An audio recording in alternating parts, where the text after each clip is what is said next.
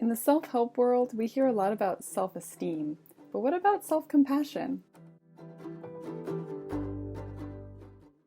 Hi there, Natalie Moore, licensed marriage and family therapist here, and this is the third video in my series on the top techniques that I use with clients very early on in our therapy together to help them develop some resiliency tools. So if you haven't checked out the first video on conscious breathing, I encourage you to go over there and check that out. I'll leave the link below. And if you haven't checked out the second video on what's called somatic resourcing, I also encourage you to check that out. Again, I'll leave the link below. So today is day 3, and today I'm going to be talking about self-compassion. Okay, so what is self-compassion? So compassion is kindness and understanding, and so self-compassion is directing kindness and understanding toward yourself. So when is self-compassion most helpful? So when we are having a really tough time, having a really bad day, maybe we just made a big blunder or mistake at work or accidentally hurt somebody in a way that we didn't mean to.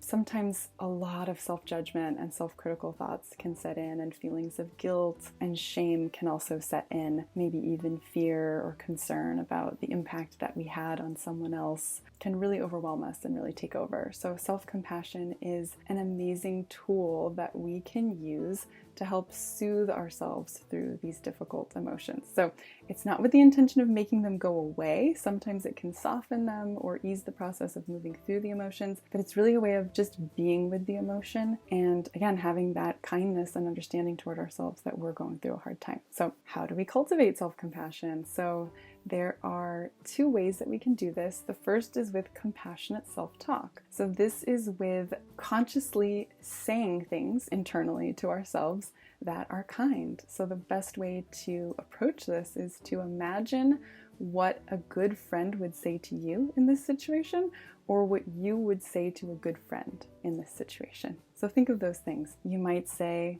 "You did your best. You didn't mean to hurt anyone. You're going through a really hard time right now. I know this is really tough for you. You're learning, you're growing, you're figuring it out. You're not perfect." I think you get the idea here. So that's the first one. And then the second way that we can practice self-compassion is with compassionate self-touch. You can touch your arm, or you can give yourself a little squeeze or a hug. Sometimes it feels good to cup one hand in the other and lay it on the lap. And you can even do a deeper hug or squeeze. Some people really like putting one hand or both hands over the heart and feeling into their heart center as they feel those difficult emotions. I hope these tools are helpful for you. I hope you use them the next time you make a big mistake or feel upset with yourself for doing something silly. I know that I make mistakes all the time, and self-compassion is a really helpful tool for me to get through those and remind myself that I'm doing my best and that it's okay to make mistakes. If you have any questions about self-compassion, what it is, why to do it, how we can do it, please leave your questions in the comment section below. I'm happy to answer those. And if you have any requests for future videos on anything having to do with mental health and relationships or holistic wellness, always happy to do video requests. I love listening to the needs of my audience instead of just making my best guesses for what you all might want to listen to and watch. Please do that. If this video was helpful and you enjoyed it, if you could hit the like button, subscribe to my channel, if you could share this on social media or with a friend, I would really appreciate that. It helps me get the message out to more people. I am a licensed therapist in California and provide telehealth sessions for all of California residents. If you resonate with my approach and want to schedule a free consultation with me, I'm happy to talk to you about your needs and if I might be a good fit for helping you. All of my contact information is down below, so feel free to reach out to me. I hope to hear from you soon. Take care. Bye-bye.